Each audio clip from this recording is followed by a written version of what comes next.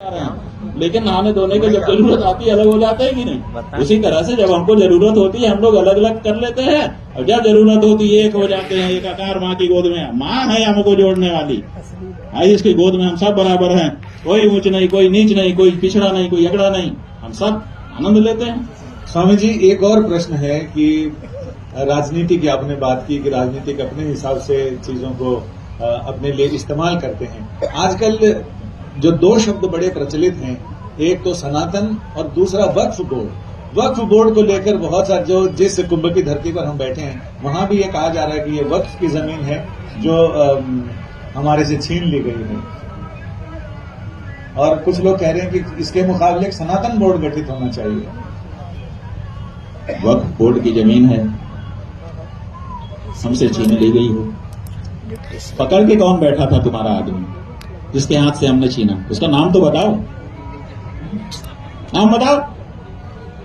जब अयोध्या में मंदिर का मुकदमा चल रहा था बंधुओं, हम न्यायालय में गए थे, हमको एक्सपर्ट विटनेस के रूप में 1 महीना वहां पर जिरा किए हुए हैं। हमारे लोगों ने बहुत प्रमाण उपस्थित किया था। वहां पर यही आया, उन्होंने सुन्नी सेंट्रल वक्फ बोर्ड ने कहा कि ये हमारी जमीन है।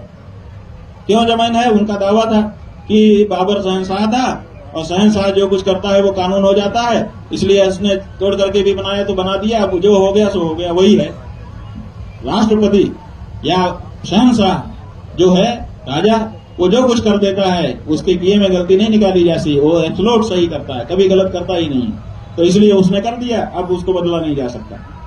तो हमने कहा ठीक है, राजा का अधिकार है, राष्ट्रपति का अधिकार है, ये जो जगह हम लोग बैठे हैं, राष्ट्रपति जब चाहे अध्यादेश निकाल दे अधिग्रहण का, अधिग्रहण कर लेगा। लेकिन अधिग्रहण करके तब उसका होगा, अपने आदमी भेज के हम लोगों को डंडा मार के भगा करके यहाँ थोड़े बैठ सकता है राष्ट्रपति। उसको एक प्रक्रिया अपनानी पड़ेगी।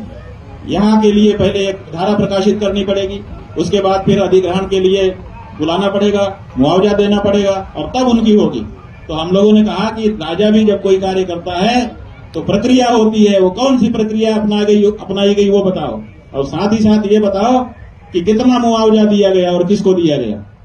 अगर मुआवजा दिया हो बाबर ने और उसको हम हिंदुओं ने स्वीकार कर लिया हो तो फिर हमारे हाथ कट गए, फिर हम कुछ नहीं बोल सकते।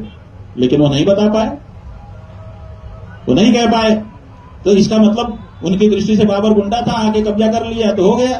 तो राजा को गुंडा मत कहो, राजा की एक अपनी प्रक्रिया होती है। ऐसे ही ये जो कह रहा है कि कुंभ हमारी भूमि है, अगर उनकी भूमि है तो यहाँ पर वक्फ की जमीन को खाली क्यों, परती क्यों छोड़े हुए थे?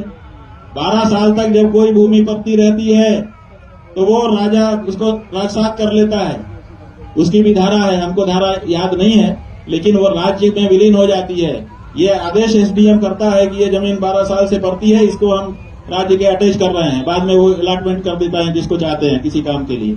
क्योंकि कोई भी भूमि उपयोग में आनी चाहिए, खाली नहीं रहनी चाहिए। हम 12 साल के पहले आए थे, कोई वक्फ का आदमी नहीं था।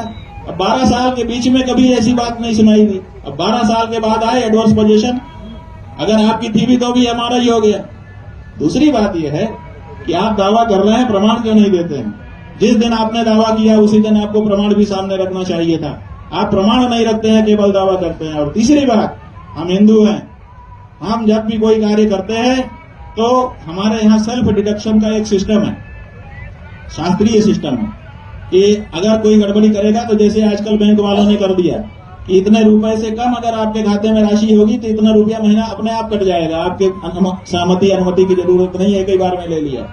ऐसे ही हमारे धर्मशास्त्रों ने पहले से नियम बनाया है कि जिसकी भूमि में बैठ करके हम जब तब करते हैं, हमारे पुण्य का कुछ अंश उसको अपने आप डिडक्ट होकर के चला जाता है।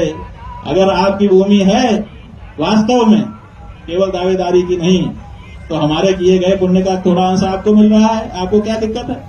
और अगर आपके पास कोई प्रमाण है तो न्यायालय में जाइए, अगर न्यायालय में नहीं जाना चाहते हैं तो हमारी परम धर्म संसद लगी हुई है। हमने कहा है कि प्रमाण लेकर के आओ, हम विचार करेंगे, दूध का दूध पानी का पानी करेंगे, और हम गोलबंदी वाले नहीं हैं। अगर सचमुच तुम्हारा निकलता होगा तो हम अपने समाज से लड़ करके तुमको दिला देंगे, और नहीं निकलता होगा तो हम मांग करेंगे कि ऐसा फर्जी वक्तव्य देने वाला जो व्यक्ति है उसको देश को गुमराह करने के आरोप में राष्ट्रद्रोह का मुकदमा लगा करके जेल में डाला जाए, उसके लिए भी तैयार है। स्वामी जी, और एक वर्ग है जो ये मांग कर रहा है कि एक सनातन बोर्ड भी होना चाहिए इसके मुकाबले। हाँ, होना चाहिए।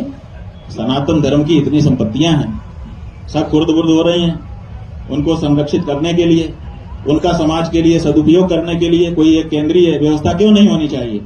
होनी चाहिए, लेकिन के साथ हम ये कहना चाहेंगे कि वो सरकारी नहीं होना चाहिए। सरकार उसका गठन न करे, उसका गठन धर्माचार्य करें और उसका संचालन भी धर्माचार्य करें, तब तो वो सनातन बोर्ड होगा और सनातन का कुछ कल्याण कर पाएगा।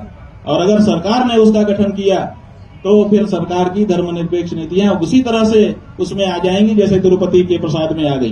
वहां पर भी तो ट्रस्ट बना हुआ था, सरकारी ट्रस्ट। सरकार जब बदलती है अपने मेंबर ला करके अपनी पसंद के भर देती है, और फिर वो क्या करते हैं क्या नहीं करते हैं, क्योंकि उनकी वो धर्म भावना नहीं होती है जो धर्म भावना धार्मिकों की होती है। क्योंकि धार्मिक धर्म ग्रंथों को पढ़ते हैं और पढ़ करके उसको जीते हैं और तब जाकर के व्यवहार करते हैं। आज इनोति ही शास्त्राणी आचार्य स्थापयत्यपि स्वयं आचरते यस्मात् तस्माद् आचार्य उच्यते। केवल थ्योरी नहीं, उसका प्रैक्टिकल करके आत्मसात कर ले और पूरा अनुभव जब आ जाए तब वो दूसरे को कहने के लायक होता है। तो ऐसे जो हमारे विद्वान हैं, ऐसे जो हमारे महात्मा हैं, उनके द्वारा अगर ऐसी कोई पहल की जाती है तो ऐसे बोर्ड का हम स्वागत करेंगे। और अगर उसको सरकार के पाले में डालने के लिए कुछ सरकारी संघ या सरकारी लोग माहौल बनाएं कि सरकार गठन कर दे, तो उसको हम किसी धर्म में स्वीकार नहीं करेंगे, विरोध करेंगे। क्यों? क्योंकि उससे सनातन धर्म के स्थानों का कल्याण नहीं होगा, बल्कि जैसे वक्फ बोर्ड बना है, सरकार का नियंत्रण है, इसीलिए सरकार जब चाहती है अमेंडमेंट का बिल ला देती है। पता नहीं भारत में लोकतंत्र हो गया है, जनता को गुमराह करके मीडिया के माध्यम से और दूसरे माध्यमों से वोट ले लिया जाता है। पता नहीं किस समय कौन सी सरकार आ जाएगी और उसके मन में क्या भावना होगी। अगर सरकारी हस्तक्षेप रहा तो हमारे धार्मिक स्थान में हम वो नहीं कर पाएंगे जो शुद्ध रूप से धर्माचार्यों को करना चाहिए। इसलिए हम चाहते हैं कि धर्माचार्य इसकी पहल करें और सनातन धर्म के लिए संरक्षण के लिए जो सनातन धर्म संसद, परम धर्म संसद हमारी चल रही है, एक दिन इसी विषय पर 3 घंटे विचार करने के बाद हम लोग धर्मादेश भी जारी करने वाले हैं। एक धर्मादेश आपके पास है, तो वो अगर आपकी आज्ञा हो तो पढ़ के सुना दिया जाए। ये परम धर्म संसद के माध्यम से आज एक धर्मादेश जारी किया गया है। आज और कल 2 दिन का जो विषय है वो गौ माता के विषय में हम लोगों ने रखा है। आज पर्याप्त चर्चा के बाद, क्योंकि 2 विषय हम लोगों के सामने गाय के संदर्भ में उठाए जा रहे हैं, हम लोग गौ माता